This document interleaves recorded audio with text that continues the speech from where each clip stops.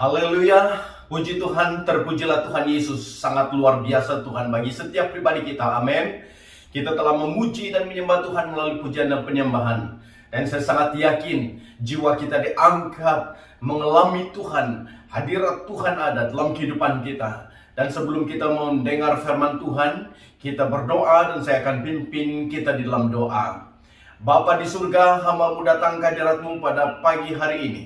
Bersyukur karena kami dapat sekali lagi untuk datang menyembah Engkau. Dan biarlah kiranya kami mengenal siapa Engkau sebenarnya dalam kehidupan ini. Mengalami Engkau secara pribadi. Supaya kami melihat bahwa tanpa Tuhan kami tidak ada apa-apanya. Dan tanpa Tuhan kami tidak akan dapat merasai nikmat hidup ini. Tetapi kami sangat yakin bila kami mempercayai Engkau, bila kami mengimani akan Engkau, bila kami hidup berjalan dalam Engkau, maka kami akan dapat mengalami kuasa Tuhan bekerja dalam kehidupan ini. Dan biarlah kiranya melalui kebenaran firman Tuhan ini, seluruh jemaat Tuhan akan diberkati. Roh Tuhan akan berbicara terus langsung dalam kehidupan kami, di dalam hati kami, sehingga kami dapat memahami, mengerti, dan menerima ajaran firman-Mu ya Tuhan. Terima kasih Bapa, di dalam nama Tuhan Yesus Kristus, hamba-Mu serahkan semuanya ini. Amin.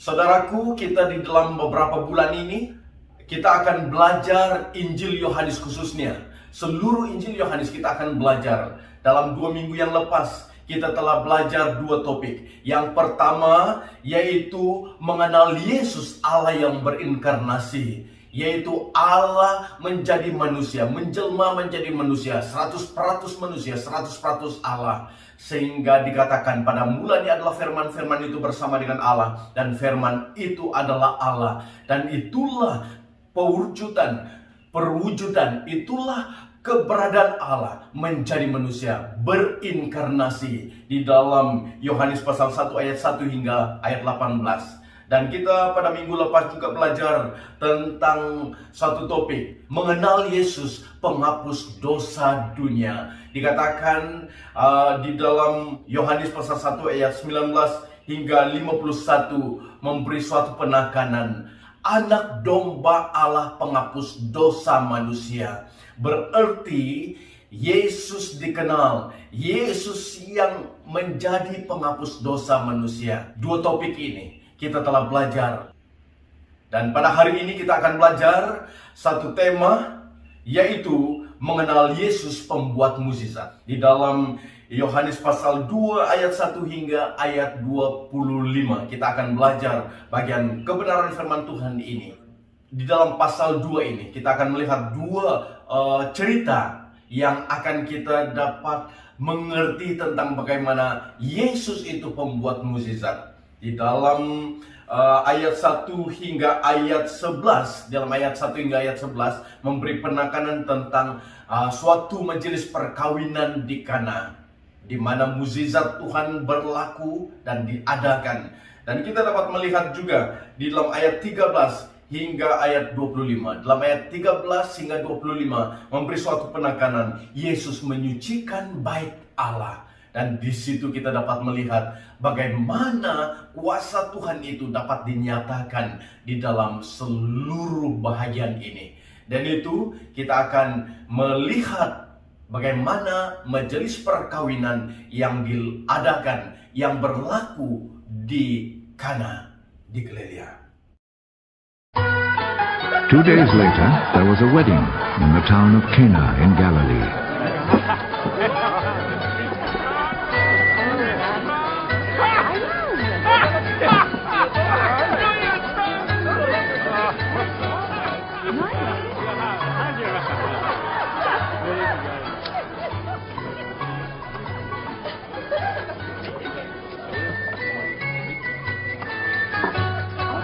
Jesus' mother was there. And Jesus and his disciples had also been invited to the wedding.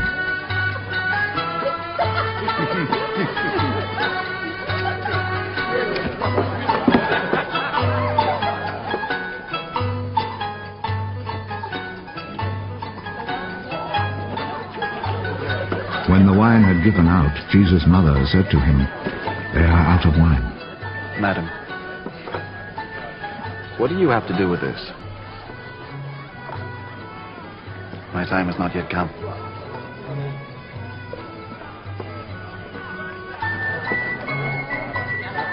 Do whatever he tells you.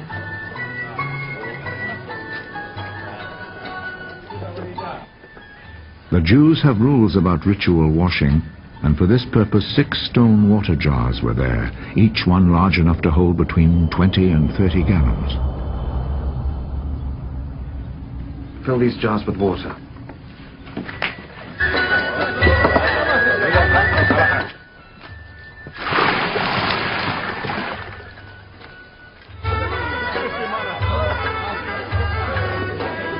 They filled them to the brim. Now draw some water out and take it to the man in charge of the feast.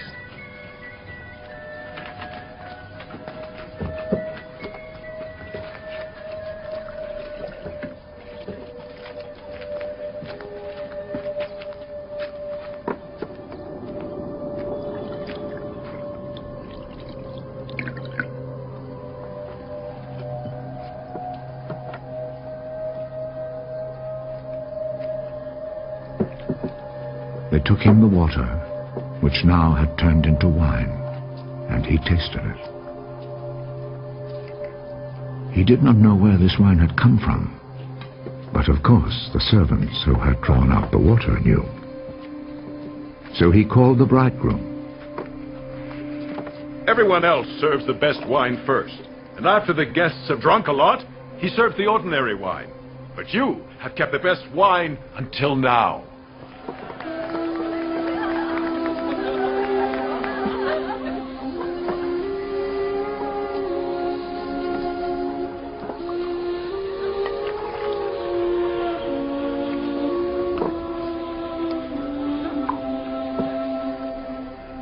Jesus performed this first miracle in Cana in Galilee. There he revealed his glory, and his disciples believed in him. After this, Jesus and his mother, brothers, and disciples went to Capernaum and stayed there a few days.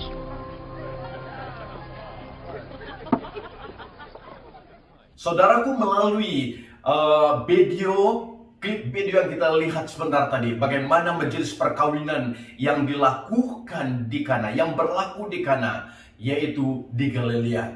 Dan kita dapat melihat sejarah bagaimana Yesus mulai pelayanannya, dan dia mulai pelayanannya di dalam suatu majelis perkawinan, saudaraku. Dan kita dapat melihat bila majelis perkawinan yang disebut dan kita saksikan sebentar tadi adalah suatu majelis perkawinan menurut kebiasaan orang Yahudi, di mana mereka merayakan majelis perkawinan itu di dalam beberapa hari, yaitu dalam 7 hari. Sekitar 7 hari. Dan perayaan ini adalah suatu perayaan yang semua orang gemari. Dan bila majelis perkawinan ini berlangsung, saudaraku, sudah pasti sebelum majelis perkawinan itu berlangsung, sudah pasti mempelai laki dan perempuan sudah mempromosi ataupun telah memberi surat-surat jemputan kepada ahli keluarga mereka, kepada penduduk kampung mereka, dan juga kepada rakan-rakan yang ada di luar kampung mereka.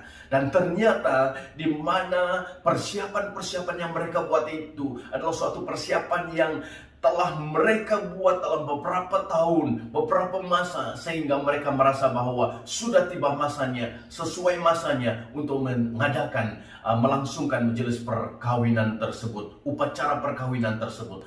Dan kita dapat melihat, saudaraku, di dalam bagian firman Tuhan ini, di mana Maria ibu Yesus dijemput, Yesus dan murid-muridnya juga dijemput, dan saudara mara Yesus juga dijemput di dalam majelis perkawinan ini. Dan diperkirakan bahwa Yesus dan Maria dan saudara-saudara Yesus ada kaitan kekeluargaan kepada mempelai, sama ada laki ataupun perempuan. Dan ternyata di dalam bagian ini, saudaraku, kita dapat melihat bagaimana itu dibuktikan. Maria sendiri begitu aktif, begitu giat melayani bersama. Bahkan Maria dapat berinteraksi dengan tetamu-tetamu yang ada, dan dia mengetahui segala sesuatu berkaitan dengan segala persiapan-persiapan. Maria tahu segala-galanya, dan ini membuktikan bahwa ada ikatan persaudaraan, ada ikatan kekeluargaan di situ, saudaraku. Dan kita dapat melihat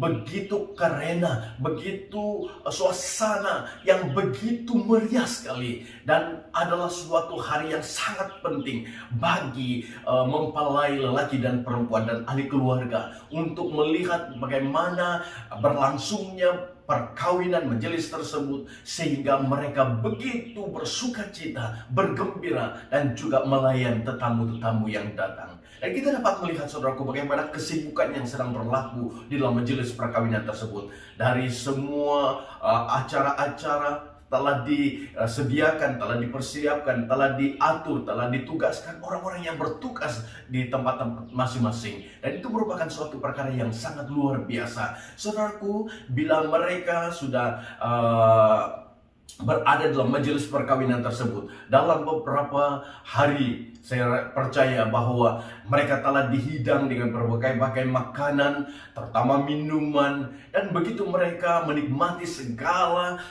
makanan dan minuman yang begitu sedap, lazat, dan nikmat rasanya. Dan kita dapat melihat, saudaraku, suatu peristiwa yang berlaku, suatu keadaan yang terjadi, suatu keadaan yang ramai tidak sadar, tidak tahu bahwa telah berlaku sesuatu perkara yang menjadi masalah di dalam majelis tersebut. Apakah masalahnya, saudaraku? Masalahnya adalah kekurangan air anggur. Saudaraku, kita dapat melihat Maria sendiri melihat perkara tersebut, mengetahui perkara tersebut, menyadari perkara tersebut, bahwa mereka kekurangan air anggur.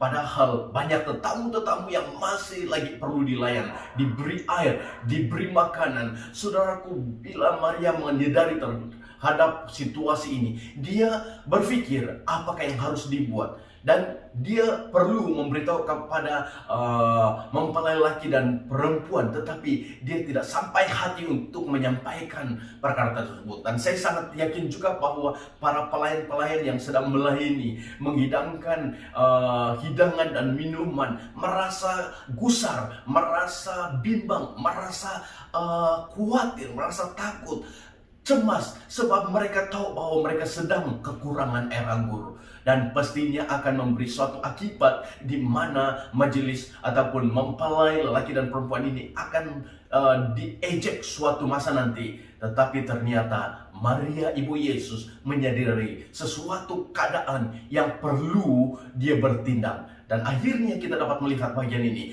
Maria sendiri datang kepada Yesus. When the wine had given out, Jesus' mother said to him, "They are out of wine." Madam, what do you have to do with this? Dan dia memberitahukan kepada Yesus. Dia berkata, kita kekurangan air anggur. Sekarang sudah kekurangan air anggur. Sudah hampir habis air anggur. Kita tidak dapat melayani tetamu-tetamu yang datang. Dan ini merupakan satu perkara yang boleh menjadi berita buruk bagi keluarga mempelai laki dan perempuan ini, ataupun keluarga kita sendiri.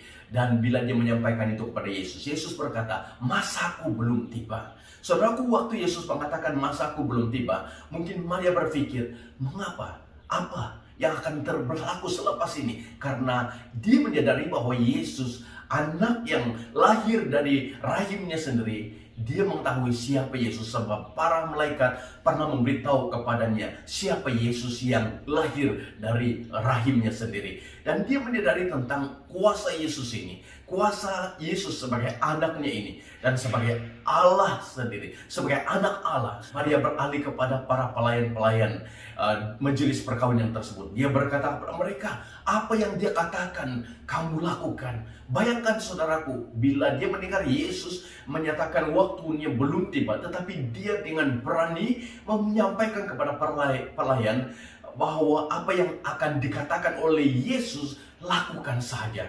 Itu suatu perkara yang bertentangan dengan apa yang Yesus sebut dan baru sebut kepadanya. Dan kalau sebenarnya mengikut logiknya, Maria tidak tahu apa yang akan berlaku. Sebab Tiada sesiapa yang boleh menolong kita. Tapi bila Maria dengan berani, dengan yakin menyatakan kepada para pelayan, dan Yesus ada di situ dan memberitahu kepada para pelayan di tempayan yang ada 6 tempayan yang sudah 6 tempayan yang menjadi kebiasaan, menjadi tempat menyuci, penyucian, saudaraku, tempat menyuci kaki dan tangan, saudaraku. Dan Yesus berkata kepada para pelayan majelis kawin tersebut, dia katakan, isi tempayan itu dengan air.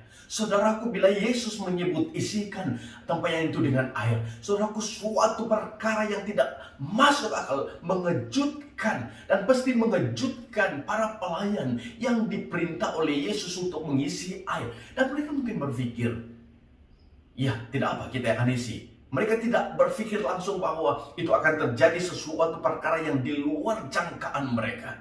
Tapi bila mereka mengisi air di dalam tempayan, 6 tempayan itu, dan dikatakan bahwa isi tempayan di dalam satu tempayan itu adalah 100 liter air.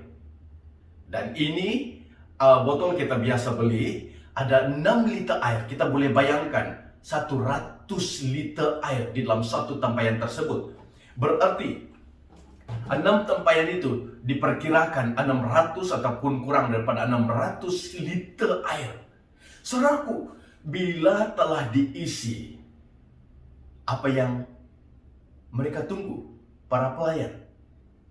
Dan mereka pasti berkata kepada Yesus, kami telah isi tempayan itu penuh. Saudaraku, bila mereka menyatakan kepada Yesus perkara tersebut, Yesus berkata, cedokkanlah air itu. Dan mereka berpikir, bertentangan di dalam minda mereka, dalam pikiran mereka. Perintah yang Tuhan berikan kepada mereka untuk mengisi dan sekarang ini meminta mereka mencedok. Dan mereka masih melakukan apa yang Yesus perintahkan.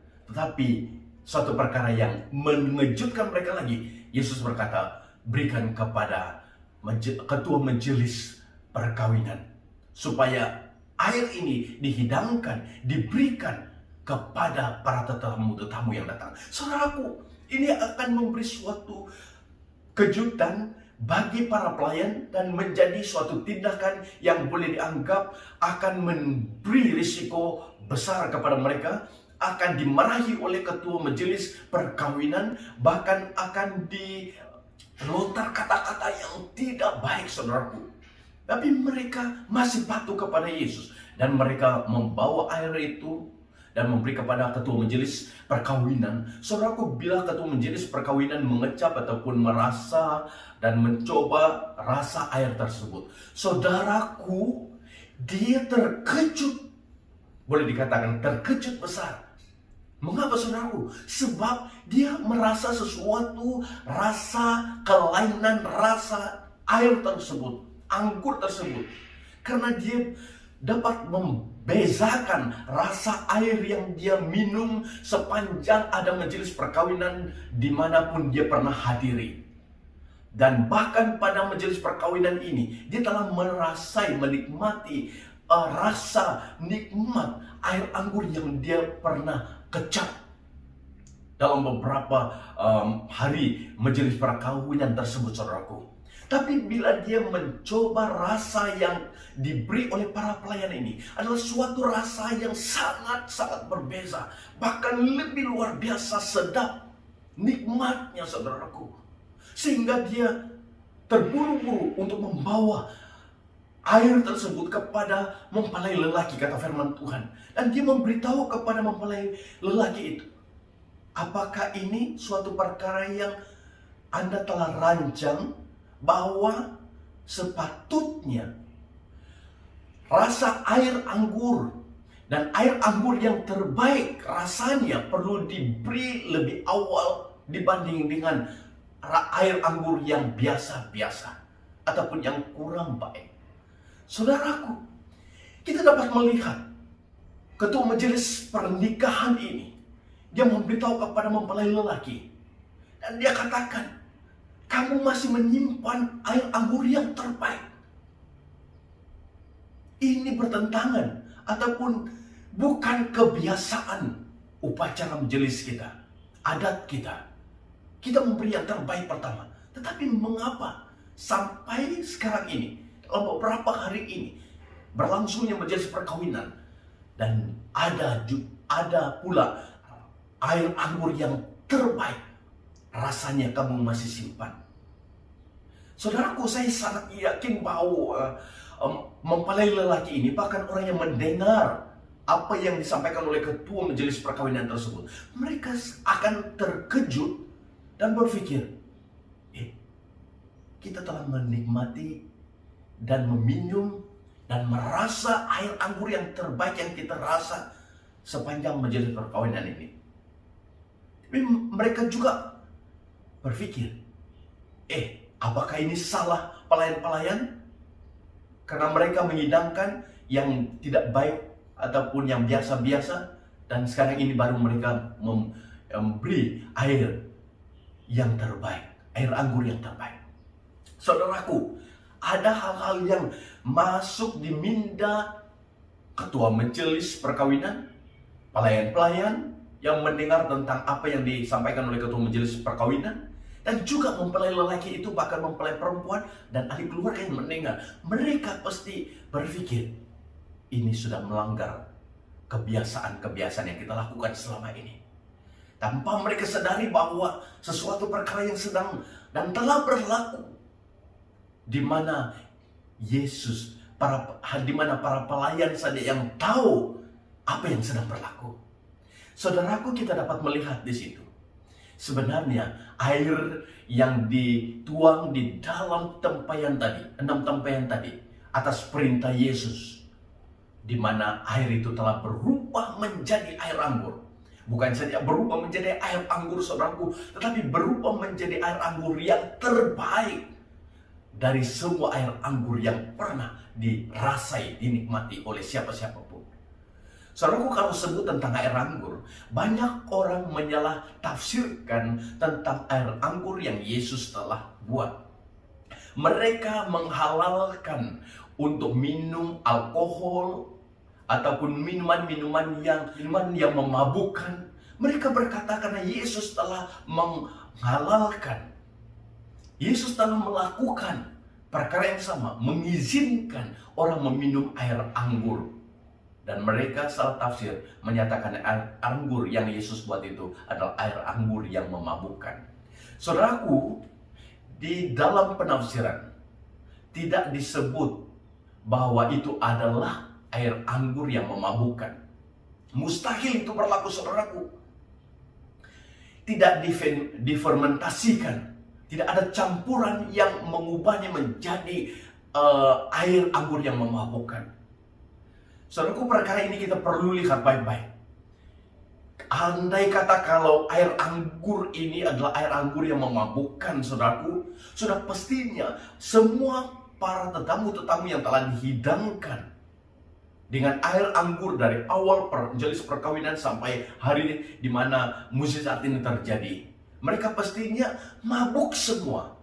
Atau Yesus boleh dilihat sebagai seseorang yang membuat sesuatu perbuatan yang bertentangan dengan ajaran-ajarannya soal kemabukan. Saudaraku, ini tidak masuk akal. Penafsiran yang mengatakan bahwa air anggur yang Yesus buat itu adalah air anggur yang memabukkan. Tidak masuk akal dan tidak boleh diterima. Dan kita sudah melihat bahwa sebenarnya air biasa tadi menjadi air anggur yang luar biasa, yang bukan memabukkan, tetapi suatu air anggur dari manisan anggur yang terbaik yang terjadi dan lebih baik dari air anggur yang biasa yang diminum oleh mereka yang ada dalam majelis perkawinan. Saudaraku, sudah pasti menjadi kelegaan kepada para pelayan, menjadi kelegaan kepada Maria sendiri bila menyaksikan peristiwa ini. Pujian yang diberikan oleh ketua majelis perkawinan tersebut, dia merasa kagum terhadap apa yang berlaku, dan dia tahu bahwa Yesuslah yang melakukan perkara tersebut. di mana air menjadi air anggur yang terbaik, saudaraku. Kenapa? Karena Yesus memerintahkan para pelayan untuk melakukan apa yang patut dilakukan dan terjadi mukjizat di situ. Saudaraku, dalam majelis perkawinan ini kita dapat melihat betapa Yesus secara pribadi memperhatikan keluarga. Walaupun saya sebut sebentar tadi bahwa mereka ada kaitan, ada pertalian persaudaraan ataupun kekeluargaan, bukan disebabkan itu Yesus melakukan, tapi Yesus memperhatikan keperluan setiap orang. Bahkan dalam majelis perkawinan yang sangat penting itu, Yesus melakukan sesuatu yang luar biasa, yaitu mengubah air menjadi air anggur. Itu disebut mukjizat. Saudaraku, mukjizat terjadi karena Yesus. Dan kita dapat melihat, saudaraku, suasana perayaan itu akan menjadi suasana yang akan meninggalkan ingatan dan sejarah kepada para tetamu, di mana air anggur yang mereka nikmati, majelis kawin yang mereka hadiri itu adalah sesuatu majelis kawin yang berbeza dari majelis kawin yang pernah mereka hadiri. Kenapa, saudaraku? Sebab Yesus telah mengubah sesuatu keadaan air menjadi air anggur yang terbaik. Itu disebut mukjizat. Sekali lagi saya sebut, itu disebut mukjizat. Itu sebabnya hari ini saya menyampaikan tema yang mana saya sebut sebentar tadi adalah Yesus pembuat mukjizat. Yesus pembuat mukjizat di dalam kehidupan kita dan majelis perkawinan yang kita saksikan sebentar tadi. Saudaraku, untuk mengalami mukjizat Tuhan, syarat untuk mengalami mukjizat Tuhan itu, kita dapat melihat 3 perkara. Yang pertama, mengapa mukjizat itu terjadi? Sebab yang pertama, Yesus diundang di dalam majelis perkawinan. Maka terjadilah mukjizat. Andai kata Yesus tidak diundang dalam majelis perkawinan tersebut, saudaraku, pastinya majelis perkawinan itu menjadi majelis perkawinan yang memalukan. Saudaraku, karena dijemput Yesus, karena Yesus diundang, saudaraku, maka terjadi mukjizat. Saudaraku, kalau Anda mau mengalami mukjizat, perlu mengundang Yesus setiap masa, setiap hari, setiap jam, setiap waktu. Saudaraku, mengundang Yesus dalam kehidupan kita, di dalam bidang-bidang apapun, bidang hidup kita, pekerjaan kita, suasana, situasi yang kita sedang alami. Tanpa kita sadar ataupun sadar, sesuatu masalah yang sedang berlaku dalam kehidupan kita. Orang lain mungkin sudah terhidu ataupun melihat bahwa ada sesuatu masalah yang sedang berlaku. Ataupun Anda sendiri merasa bahwa Anda mengalami masalah tersebut. Apakah masalah yang sedang Anda alami? Apakah masalah-masalah yang sedang Anda lalui saat ini? Masalah besar ataupun masalah kecil? Saudaraku, Yesus bila diundang, dia akan menyelesaikan masalah hidupmu. Ternyata majelis perkawinan itu, bila Yesus diundang, Yesus melakukan mukjizat dan selesai masalah. Yang kedua, saudaraku, selain menjemput Yesus untuk mengalami mukjizat Tuhan, selain menjemput Yesus hadir dalam hari-hari pentingmu, di dalam hidupmu, di dalam persoalanmu, engkau perlu memberitahukan kepadanya. Saudaraku, mukjizat terjadi bila engkau memberitahu kepada Yesus apa yang engkau sedang alami. Maria, bila dia mengetahui dan menyadari bahwa kekurangan air anggur sedang berlaku, mulai kehabisan air anggur, Maria memang gusar, memang khawatir, memang risau, saudaraku, sebagai manusia. Tetapi dia tahu kepada siapa dia harus menyampaikan. Dia datang kepada Yesus, dia memberitahu masalah kekurangan air anggur. Saudaraku, perkara yang sama, kita berpikir mungkin bila kita sampaikan kepada Yesus, dia tidak akan melakukannya. Beberapa lama masa kita sudah memberitahukan kepada Yesus, masih mukjizat tidak terjadi. Walaupun Yesus berkata waktuku belum tiba, tapi dia melakukannya pada hari tersebut juga. Saudaraku, menyampaikan masalah kepada Yesus adalah jawaban yang perlu Anda terima mukjizat itu berlaku. Saudaraku, menyampaikan kepada Yesus apa masalah-masalah yang sedang kau lalui. Tuhan Yesus mendengar, 24 jam telinganya mendengar. Dia tidak pernah berhenti untuk memperhatikan engkau. Engkau seperti biji matanya, dipeliharanya. Saudaraku, dia tahu keperluanmu. Dia selalu ada 24 jam. Dia adalah Allah yang menyertai, Immanuel, Allah yang menyertai kita. Dia tahu jumlah rambut kita. Kita tidak dapat menghitung jumlah rambut, tetapi Yesus tahu. Saudaraku, apa masalahmu yang sedang engkau lalui? Beritahu kepada Yesus. Mungkin masalahmu engkau sukar untuk memberitahu kepada pasangan hidupmu, kepada keluargamu, kepada siapa-siapa. Ataupun Anda pernah menyebut masalah hidupmu kepada kawan-kawanmu, kepada orang lain. Tetapi masalahmu menjadi gosip, menjadi bahan gosip. Saudaraku, Anda mungkin sudah kecewa sebab Anda mau agar ada orang yang memberi perhatian dan mau memberi bimbingan, tetapi ternyata tidak. Mengapa saudaraku? Sebab kita manusia, semua mengalami masalah. Hanya satu pribadi yang tidak ada masalah. Dan dia adalah penyelesaian masalah setiap orang. Siapa namanya? Yesus. Beritahu masalahmu kepada Yesus. Saudaraku, memberitahu kepada Yesus masalah-masalah kita. Dia tahu apa yang terbaik untuk kita, saudara.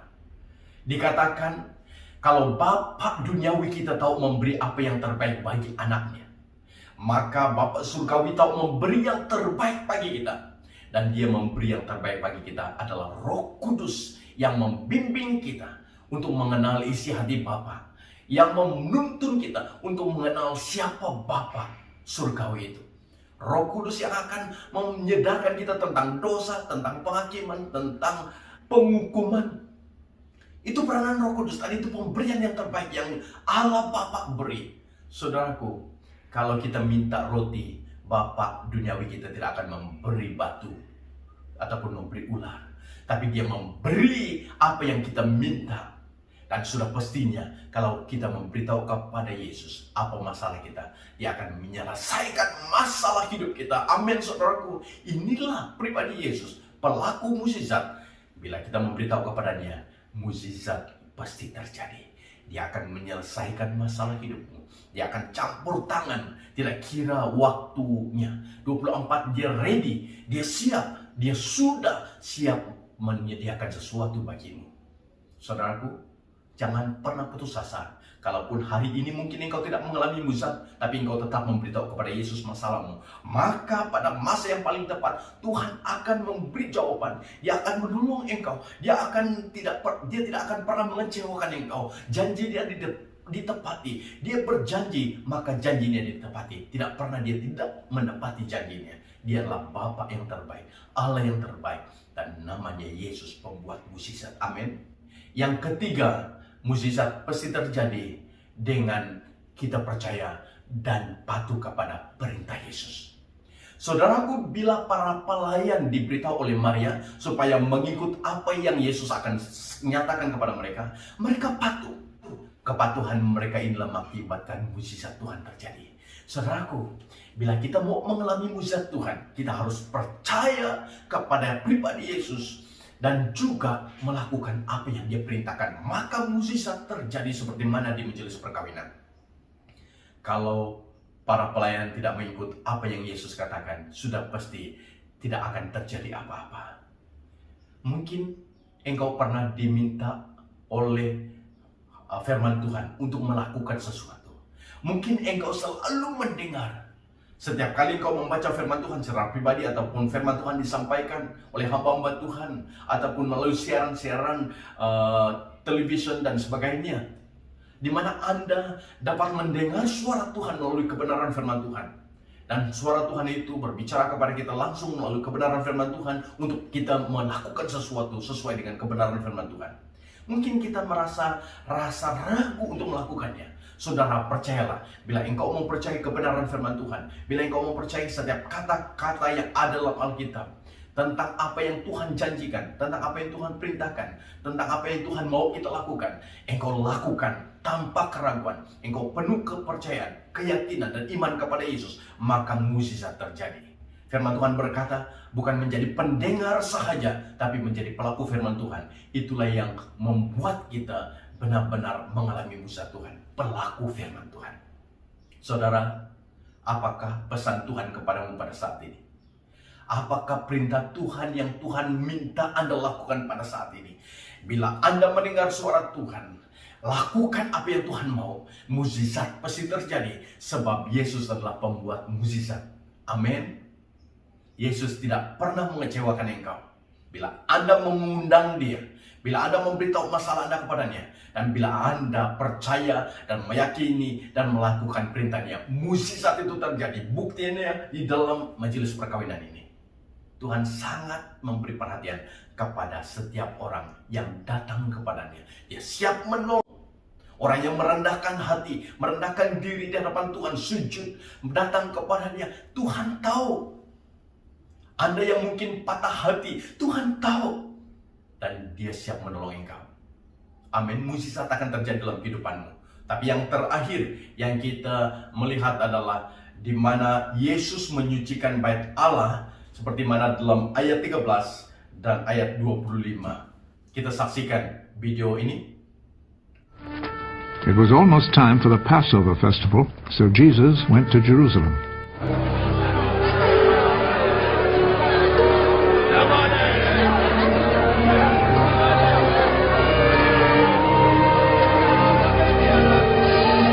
There in the temple, he found people selling cattle, sheep, and pigeons, and also the money changers sitting at their tables.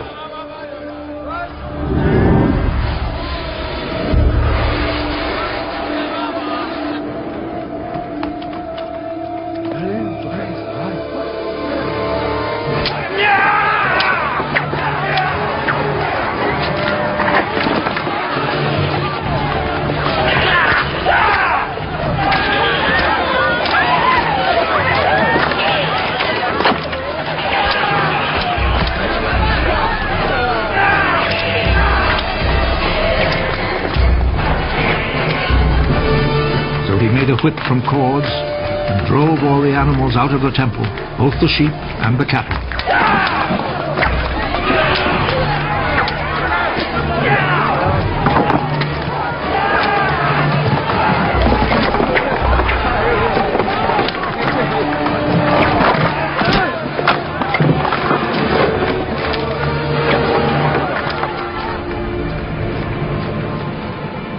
He overturned the tables of the money changers and scattered their coins. And he ordered those who sold pigeons, Take them out of here!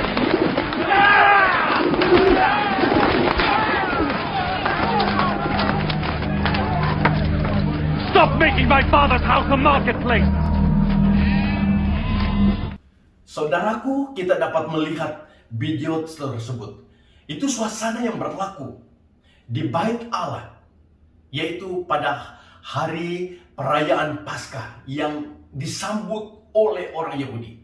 Saudaraku, kita dapat melihat bagaimana suasana di dalam bait Allah tersebut, pelataran bait Allah, halaman bait Allah tersebut. Saudaraku, kita dapat saksikan sebenarnya tadi mereka berjual beli, bertukar barang, binatang, hewan ada di bawah di situ untuk mereka jual dan berganti-ganti. Suasana di dalam pelataran tersebut, halaman bait Allah tersebut, saudaraku, menjadi hiruk pikuk seperti pasar malam. Kita boleh bayangkan demikian, saudaraku. Tetapi sepanjang mereka melakukan itu, tidak pernah ada orang yang tegur. Bahkan orang Lewi, imam-imam yang melayani di bait Allah, tidak diberitahu bahwa perkara itu tidak benar ataupun perkara itu salah. Bahkan menjadi rutin, menjadi activity, menjadi program bagi mereka untuk melaksanakan, untuk melakukan jual beli di halaman bait Allah tersebut.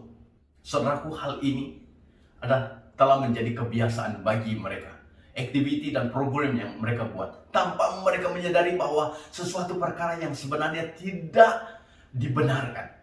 Dan kita dapat melihat bila Yesus hadir untuk merayakan Paskah dan dia datang di bait Allah, dia menyaksikan dan melihat perkara tersebut, dia terkejut, saudaraku.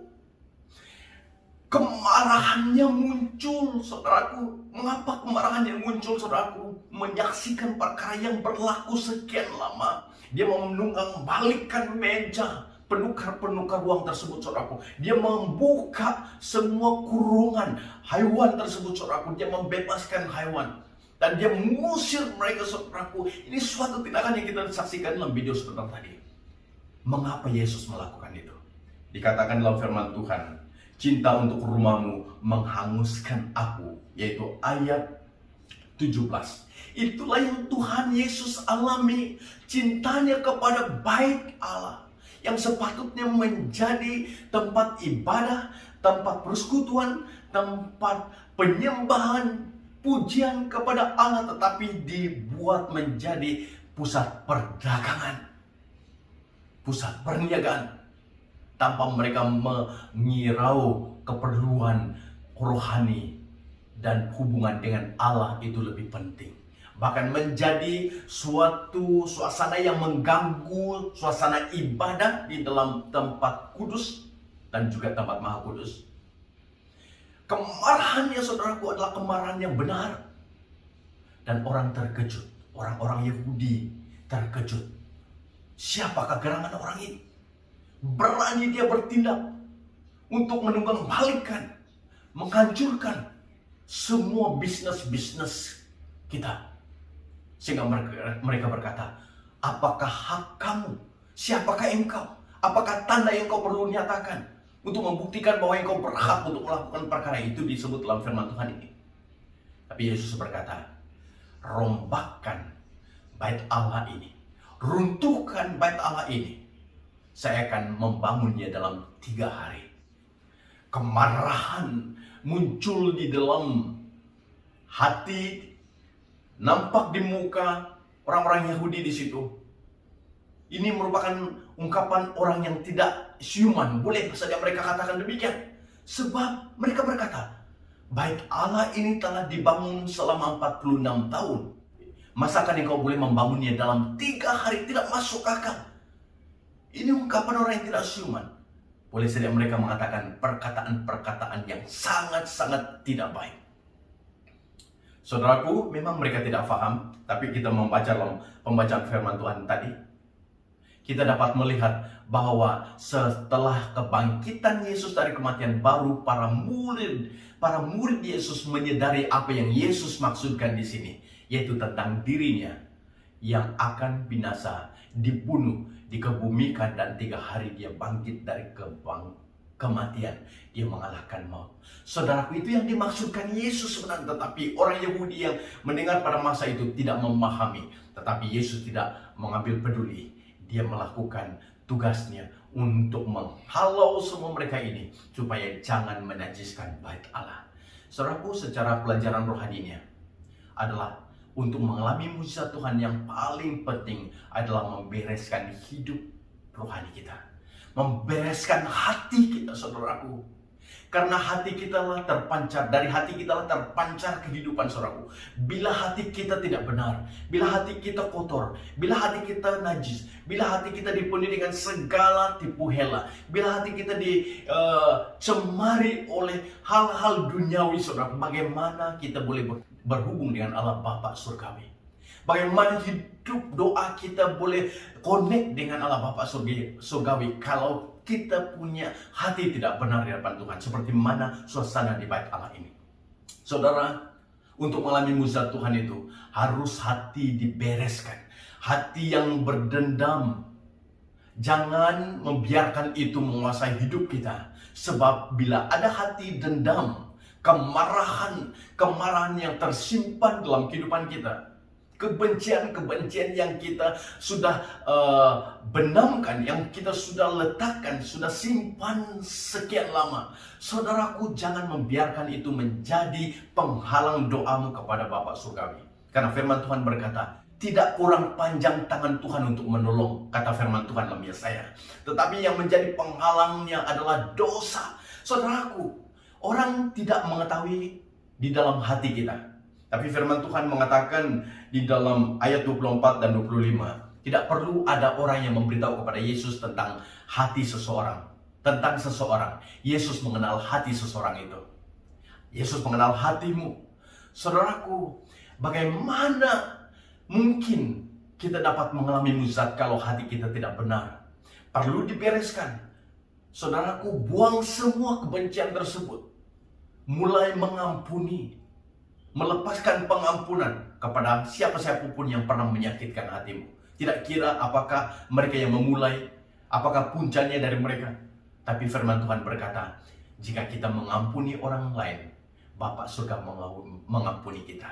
Berarti kalau kita tidak siap mengampuni siapa-siapapun yang pernah menyakiti hati kita, saudaraku, jangan berharap Tuhan mengampuni kita. Itu firman Tuhan dalam Matius. Bila kita sudah siap mengampuni orang lain dan telah mengampuni orang lain, maka Bapa surgawi telah akan mengampuni kita. Karena Dia telah mengampuni kita sebenarnya. Kematian Yesus di atas kayu salib itu adalah pengampunan terbesar bagi setiap manusia. Hanya perlu setiap orang datang untuk mengakui dosa-dosa mereka kepada Tuhan.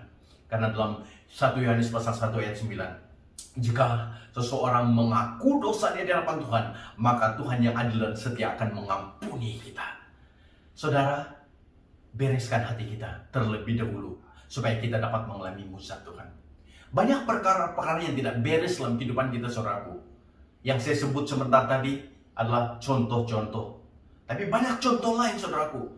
Mungkin kita kelihatan hidup saleh secara luaran. Tetapi sebenarnya dalam hati kita penuh dengan hal-hal yang belum beres di hadapan Tuhan. Saudaraku, jangan membiarkan kita hidup dalam kemunafikan. Saudaraku, jangan membiarkan hidup kekristenan kita menjadi kekristenan yang munafik. Jangan membiarkan kehidupan kekristenan kita adalah kekristenan kulit. Jangan membiarkan kekristenan kita, hidup kekristenan kita adalah kekristenan yang aktiviti-aktiviti dan program-program. Tapi biar kekristenan kita adalah kekristenan yang berhubung langsung kepada Bapa surgawi, kepada pribadi Yesus Kristus di dalam hidup kita. Hubungan yang sangat intim.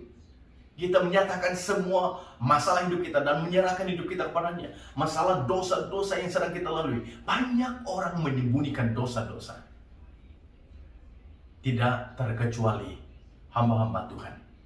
Menyembunyikan dosa perzinahan, menyembunyikan dosa penyelewengan keuangan, menyembunyikan dosa-dosa pertengkaran dengan pasangan suami istri, menyembunyikan perkara-perkara yang memang dia mau sembunyikan kalau dapat. Tapi saudaraku, bagaimanapun kita menyembunyikan dosa-dosa di hadapan manusia, di hadapan Tuhan tidak ada yang dapat disembunyikan.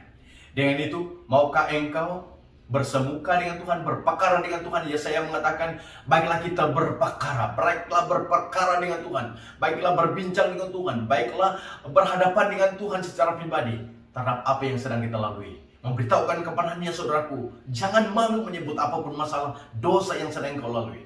Minta Tuhan datang untuk memulihkan engkau. Dia datang, dia akan mengangkat, akan menyembuhkan engkau dari semua masalah tersebut. Dia akan menyegarkan jiwamu. Dia akan memulihkan hatimu. Dia akan memutihkan hatimu, saudaraku. Firman Tuhan berkata, walaupun dosa kita merah seperti kermisi, Dia akan memutihkannya, saudaraku. Berarti Tuhan tidak pernah untuk mengingat dosa-dosa lama kita. Tapi setiap dosa yang kita buat itu, saudara, adalah penghalang mujizat Tuhan terjadi. Tapi bila Anda mau mengalami mujizat Tuhan, itu syarat yang terpenting. Selain yang pertama, mengundang Yesus hadir dalam kehidupan kita, memberitahu Yesus tentang masalah yang sedang kita lalui, dan juga percaya dan patuh kepada perintahnya. Tapi yang paling penting dari semuanya adalah membereskan hati kita di hadapan Tuhan. Sebab di hadapan Tuhan saja kita boleh membereskan hati. Amin. Dan Yesuslah pemberes hatimu yang boleh memutihkan hatimu dari dosa-dosa yang pernah engkau lakukan. Bertobat hari ini, datang kepada Tuhan, sebab Yesus pelaku mujizat dan Dia siap melakukan mujizat dalam kehidupanmu. Mari kita berdoa. Saya akan pimpin kita dalam doa. Bapa di surga, terima kasih di atas kebenaran firman Tuhan yang telah kami dengar pada pagi hari ini. Biarlah kiranya kebenaran firman Tuhan ini akan mengambil tempat dalam kehidupan kami. Sebab kami belajar tentang Injil Yohanes, saksi yang menyaksikan tentang apa pelayananmu di muka bumi 2000 tahun yang lalu. Engkau melakukan mukjizat. Engkau adalah firman Allah. Allah itu sendiri yang telah menjadi manusia. Bahkan engkau menghapus dosa dunia, dosa manusia di seluruh dunia ini. Engkau adalah anak domba Allah. Dan hari ini kami belajar tentang mukjizat. Engkau adalah pembuat mukjizat. Biarlah setiap pribadi anak-anak Tuhan mempercayai tentang pribadimu adalah pembuat mukjizat. Dan perkara yang kami perlu buat adalah kami perlu mengundang engkau. Kami memberitahu masalah kami kepadamu. Kami perlu percaya dan patuh kepada perintahmu. Dan kami membereskan hidup kami, hati kami di hadapan hadapan-Mu, supaya kami mengalami mujizat Tuhan. Biarlah kiranya seluruh jemaat Tuhan akan mengalami mujizat Tuhan setiap hari, saat demi saat mengalami Tuhan sendiri. Dan biarlah kiranya kami berjalan di dalam perjalanan iman, mempercayai Engkau pembuat mujizat, dan kami tidak perlu takut menghadapi apa situasi sekalipun. Dunia yang sedang bergoncang, bergolak ini, dan penyakit-penyakit yang datang dan menakutkan kami tidak perlu takut, sebab kami tahu Yesus adalah pembuat mujizat. Kami mempunyai Allah pembuat mujizat, Allah yang berserta kami dengan kami, Allah yang selalu ada, yang menolong kami. Dan itu Bapa, biarlah kiranya kebenaran firman Tuhan ini mengambil tempat dalam kehidupan kami, bertumbuh benar, dan pengenalan kami akan Engkau benar-benar akan makin kuat, makin lama makin bertambah, dan bukan saja pengenalan, tapi mempercayai Engkau sepenuhnya. Di dalam nama Tuhan Yesus Kristus, hamba-Mu serahkan semuanya.